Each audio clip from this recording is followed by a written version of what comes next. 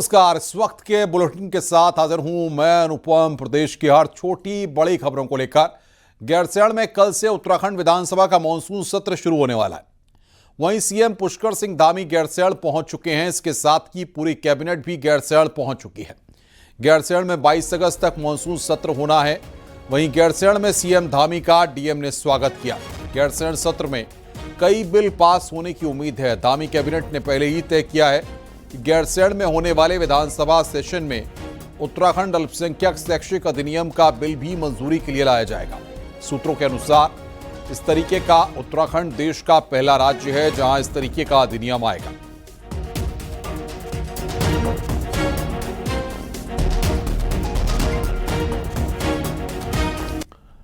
गैरसैंण में कल से होने वाले मानसून सत्र से पहले आज बीजेपी प्रधानमंडल की मीटिंग हुई। सीएम पुष्कर सिंह धामी मीटिंग में शामिल हुए। इसके साथ ही बीजेपी प्रदेश प्रभारी दुष्यंत कुमार गौतम और पार्टी के सभी विधायक भी मीटिंग में मौजूद रहे। मानसून सत्र की रणनीति को लेकर मीटिंग में चर्चा की गई।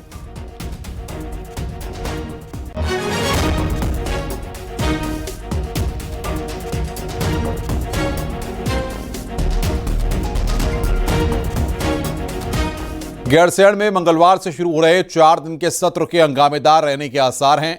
विपक्ष ने पंचायत चुनाव, आपदा, अपराध जैसे मुद्दों पर सरकार को घेरने की रणनीति बनाई है। तो पहली बार संसदीय कार्य मंत्री का जिम्मा संभाल रहे मंत्री सुबोध उनियाल के मुताबिक सरकार हर सवाल के जवाब के लिए तैयार है। मंगलवार से सत्र की शुरुआत के लिए मुख्यमंत्री पुष्कर सिंह धामी, सरकार के मंत्री, विधायक और विपक्षी विधायक गैरसैंण पहुंच चुके हैं। 4 दिन में जहां 5 मंत्रियों के विभागों से जुड़े सवालों पर जवाब मिलेंगे, तो विपक्ष का सबसे ज्यादा फोकस धराली आपदा और पंचायत चुनाव में अलग अलग बवाल पर रहेगा। सीनियर विधायक प्रीतम सिंह के मुताबिक सब मुद्दों के लिए 4 दिन कम है। वहीं सत्ता पक्ष का कहना है कि सरकार सदन में विपक्ष के हर मुद्दे का जवाब देगी।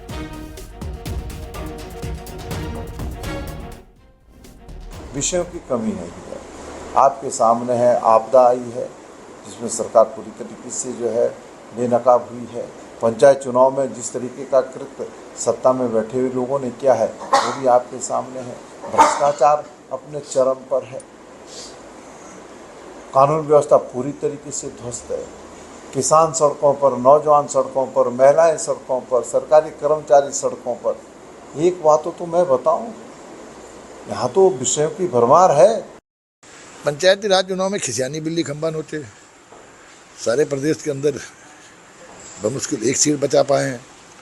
और आपदा में जिस तरह से सरकार ने बहुत तेज़ी के साथ धराली जैसी दुर्घटना को लेकर प्रदेश में जहाँ जहाँ ऐसी आपदाएं आई वहाँ पर बहुत तेज़ी के साथ उनसे निपटने का कुछ जो काम किया, इसको सरकार को उनको बधाई देनी चाहिए। और आपदा जैसी चीज़ों का कभी राजनीतिकरण नहीं किया जाना चाहिए। इसमें तो विपक्ष को भी आकर के मदद करने का काम करना चाहिए।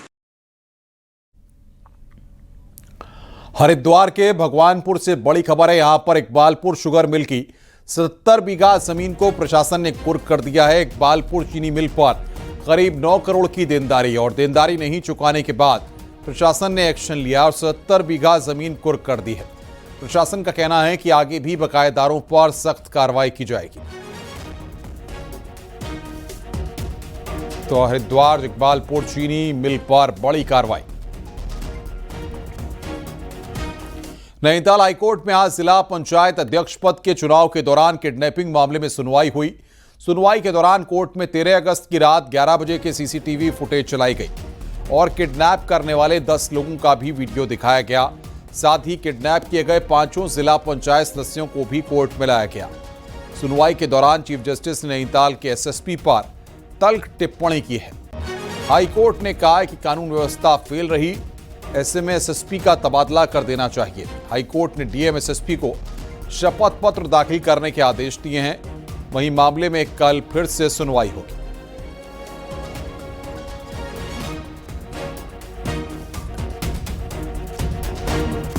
नैनीताल हाईकोर्ट ने एसएसपी पर बेहद सख्त टिप्पणी की और तीखे सवाल पूछे।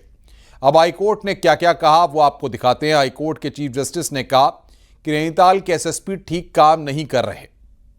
हमें नहीं लगता वो जो कर रहे हैं वो ठीक है। नैनीताल के एसएसपी का ट्रांसफर कर देना चाहिए। पुलिस अधीक्षक पूरी तरह से फेल रहे। कानून व्यवस्था भी पूरी तरह से फेल नजर आई। वीडियो में सब कुछ साफ साफ दिख रहा है। जो कुछ हुआ वो सब कुछ नजर आ रहा है। लापरवाही ढिलाई की शुरुआत ही एसएसपी से हुई। क्या आपके पास खुफिया तंत्र है कि नहीं? इस गैंग के आने की सूचना आपके पास थी या नहीं? आपको क्या लगता है कि हम अंधे हैं? आप बताइए, आपकी नजर में ये क्या था? क्या सिर्फ लोगों को इकट्ठा कर रहे थे? रेनकोट में क्या था? सब कुछ साफ साफ दिखा।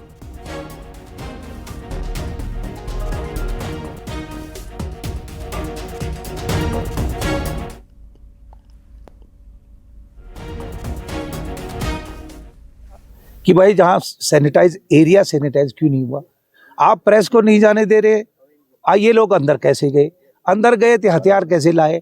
और हथियार ला के अगर उन्होंने एबडक्ट किया तो बाहर कैसे आए? कोर्ट तो हमारे जो माननीय चीफ जस्टिस हैं उनका तो थोड़ा पेशेंस काफ़ी है, इरिटेट नहीं होते हैं। नहीं तो उन्होंने 2-3 बार कह दिया भाई ऐसे मुद्दे में इस एसएसपी को यहाँ से ट्रांसफ़र करो। ये इस किस्म की वारदात को कैसे हैंडल किया जाए, इतना इक्विपमेंटशिप इसके अंदर नहीं है। ये उन्होंने अपना मन खोला है। हाईकोर्ट की तरफ से एसएसपी प्रहलाद मीणा को लगाई गई फटकार और ट्रांसफर की बात को हरीश रावत ने सही बताया। उन्होंने कहा कि जिस तरह नैनीताल पुलिस ने आंखें बंद की, उसमें एसएसपी का रवैया तकलीफ देने वाला है। नहीं है कि ये वीडियो और ये गतिविधियां पुलिस के संज्ञान में नहीं है। तो जिस तरीके से पुलिस ने आंख बंद की है, मुझे एसएसपी के लिए बहुत तकलीफ है।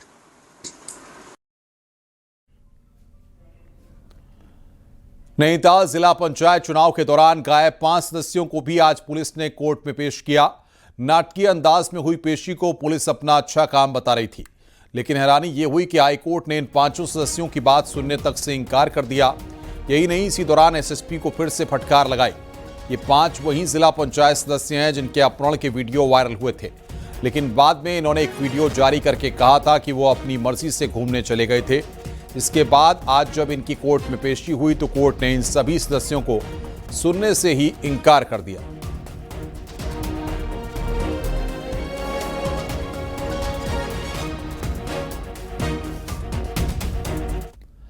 बद्रीनाथ धाम में कुछ लड़के कार पर स्टंटबाजी करने लगे। खतरनाक स्टंट का ये वीडियो सोशल मीडिया पर कार सवार कार की छत और दरवाजों पर बैठकर गाड़ी चला रहे हैं। चलती कार में जानलेवा स्टंट करने से वहां अन्य लोगों की जान भी खतरे में पड़ सकती थी। इस पूरे मामले की गंभीरता को देखते हुए चमोली पुलिस की सोशल मीडिया सेल ने तुरंत मामले का संज्ञान लिया और वीडियो के आधार पर कार्रवाई की। सभी लड़कों की पहचान कर ली गई और उन्हें गिरफ्तार कर लिया गया। इस दौरान स्टंटबाजी करने वाले युवक माफी मांगते हुए नजर आए। पुलिस का कहना है कि खतरनाक स्टंट करने वालों पर कड़ी कार्रवाई होगी। आप लोग स्टंट कर रहे थे? हमने स्टंट कर रहे थे और आगे से भविष्य में कभी ऐसी गलती नहीं होगी जो हमने स्टंट करा है। और आप माफी चाहते हैं? हम माफी चाहते हैं उत्तराखंड पुलिस से। ऐसी गलती कभी नहीं करेंगे, कहीं पे भी नहीं करेंगे। ठीक। आप लोग स्टंट कर रहे थे? पिथौरागढ़ में हेल्थ सिस्टम पहले से ही पटरी से उतरा है, ऐसे में नीम पर करेला चढ़ाया है। पीजी करने जा रहे डॉक्टर्स ने जिले में 3 दर्जन से भी अधिक डॉक्टर पीजी कोर्स के लिए गए हैं। यही नहीं, कई डॉक्टर लंबे समय से गायब भी हैं। वहीं लाख कोशिशों के बाद भी मेडिकल कॉलेज के लिए डॉक्टर नहीं मिलने पर हालात और बिगड़े हैं।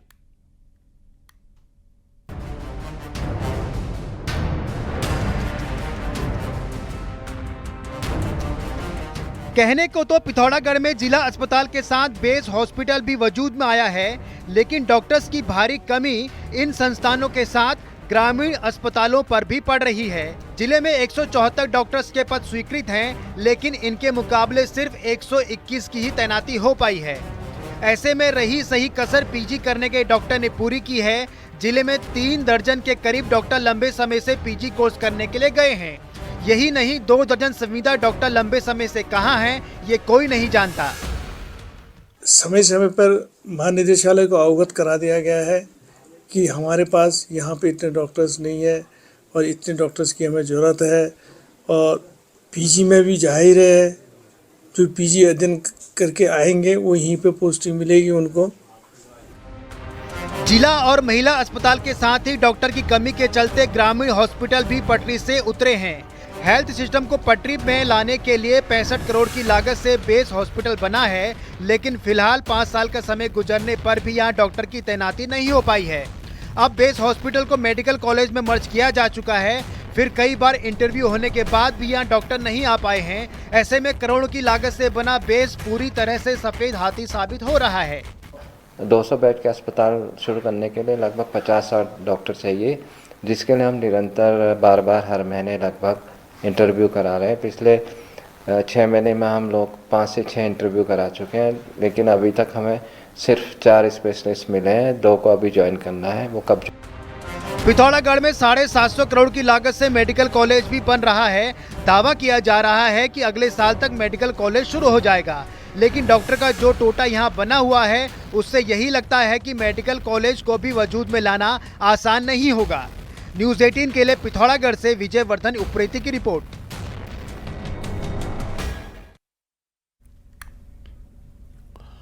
पहाड़ में फूलों का कारोबार और अधिक बेहतर हो सकता है। अल्मोड़ा के जीबी पंत हिमालय पर्यावरण संस्थान ने कम लागत में अधिक फूल उगाने वाली पौध विकसित की है, जिससे किसानों का आय दोगुनी हो सकती है। ये रिपोर्ट देखिए। अल्मोड़ा जिले में ही जागेश्वर, चितई, गोलजियो देवता, कटारमल सहित दर्जनों मंदिरों में कई क्विंटल फूलों की रोजाना जरूरत होती है, जिसे अधिकतर मैदानी इलाकों से लाकर पूर्ति की जाती है। शादी, विवाह या दूसरे अन्य उत्सव के समय तो फूलों की मांग और बढ़ जाती है। संस्थान में 3 प्रकार के फूलों को उगाकर सफल प्रयोग किया जा रहा है, जिससे पहाड़ में आसानी से अधिक उत्पादन हो सके। अब सभी पहाड़ी इलाके में इसे उत्पादन की योजना बनाई जा रही है। हमारा एक प्लान है कि यहाँ जीबी पंत इंस्टीट्यूट के थ्रू विभिन्न गांवों में इस प्रकार की फूलों की खेती कराएं।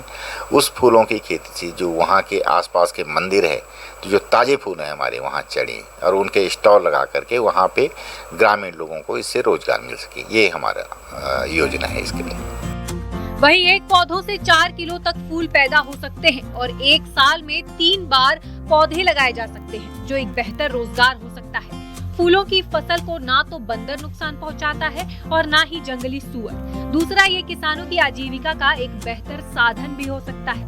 कहते हैं टेनिस बॉल, ऑर्बिट ऑरेंज और अफ्रीकन इंसा, इन 3 वैरायटी को हमने इसमें परीक्षण में लिया है, जिसमें कि एक पौधे से हमें 1 से लेकर 4 केजी तक का फूल हम ले सकते हैं। तो अगर सपोज हमारे एक पेड़ से 4 केजी है, तो वो जो मार्केट है अभी सेल, अगर हमने एक सर्वे किया है, तो वो करीब 100 रुपये किलो है। पहाड़ के पौराणिक मंदिरों के कपाट खुलते समय तो कुछ ज्यादा ही फूलों की डिमांड रहती है। अगर किसान फूलों की खेती करेगा तो किसानों की आय तो बढ़ेगी, साथ ही स्थानीय स्तर पर रोजगार का सृजन भी होगा और मंदिरों में भी ताजे फूल उपलब्ध हो सकेंगे। न्यूज़ 18 के लिए अल्मोड़ा से किशन जोशी की रिपोर्ट।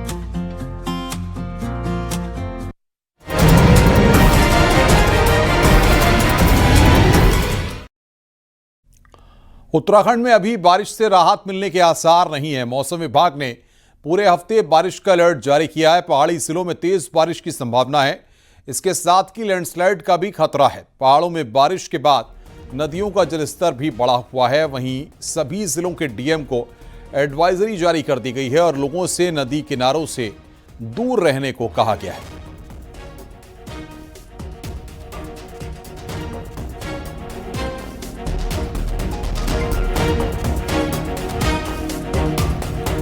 चमोली में बद्रीनाथ हाईवे एक बार फिर से बंद हो गया है। पागल नाला बनेर पानी के पास पहाड़ी से मलबा आने से हाईवे बंद है। कमेड़ा में भी मलबा आने से हाईवे बंद है, तो वहीं पुनगांव में पहाड़ी से चट्टान गिरने से सड़क धंस गई है और हाईवे बंद होने से दोनों तरफ यात्री फंसे हुए हैं। वहीं पीडब्ल्यूडी हाईवे से मलबा हटाकर उसे खोलने में जुटा हुआ है, लेकिन बार बार हो रही बारिश से काम करने में दिक्कत आ रही है। वहीं गैरसैंण विधानसभा सत्र के लिए जा रहे कांग्रेस विधायक भी पीपल कोटी के पास मलबा आने से फंस गए। वहीं कांग्रेस विधायक लखपत बुटोला ने सत्र में सड़कों के मुद्दों को उठाने की बात कही है।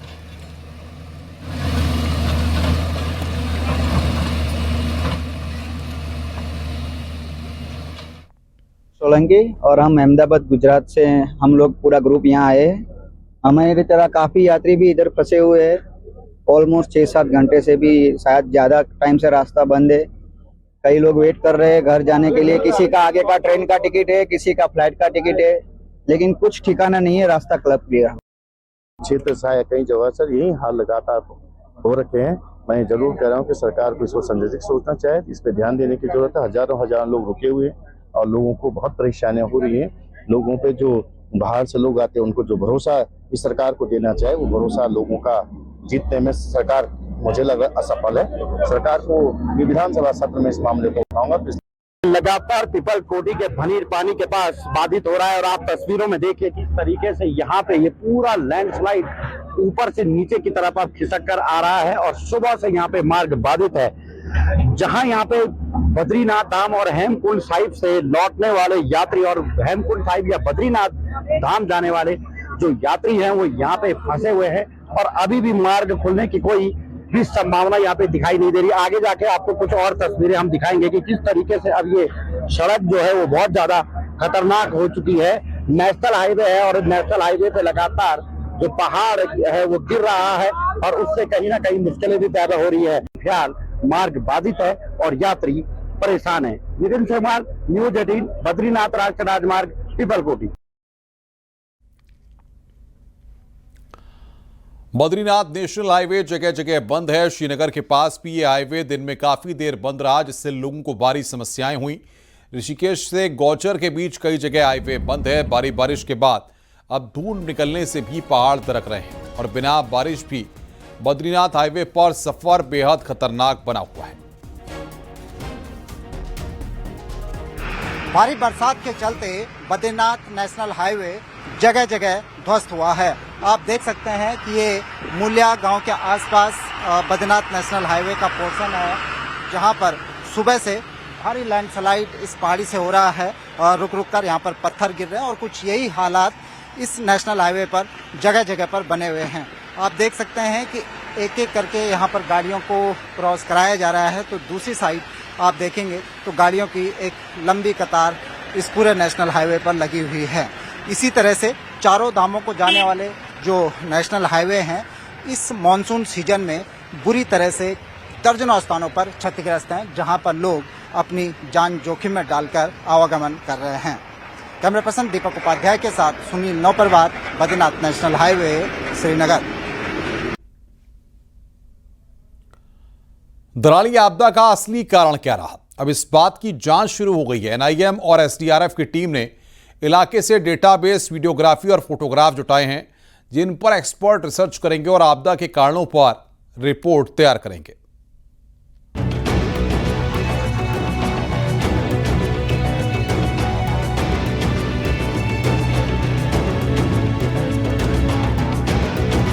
पाँच अगस्त को आई धराली आपदा के बाद राहत और बचाव कार्य में लगी एजेंसियों ने अब ग्लेशियर इलाके की गहराई की जांच शुरू कर दी है। एसडीआरएफ और निम की 6 सदस्यीय संयुक्त टीम श्रीखंड ग्लेशियर पहुंची और पूरे क्षेत्र का भौतिक निरीक्षण किया।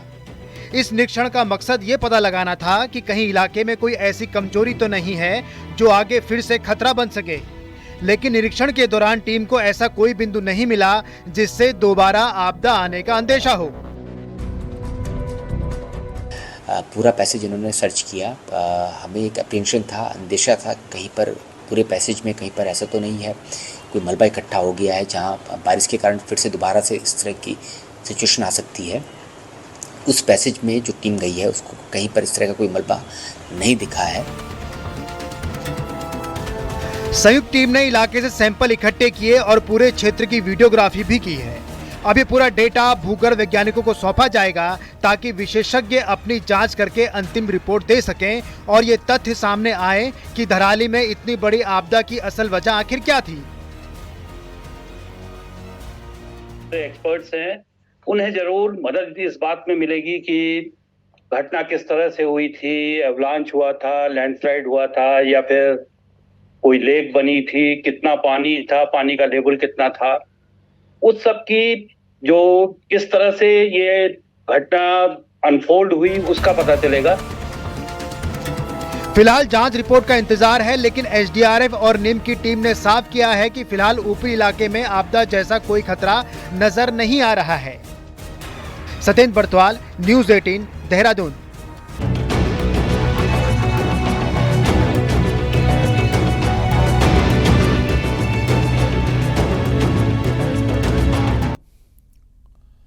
रुक रहे हैं यहां पर ब्रेक के लिए। खबरों का सिलसिला लगातार जारी है।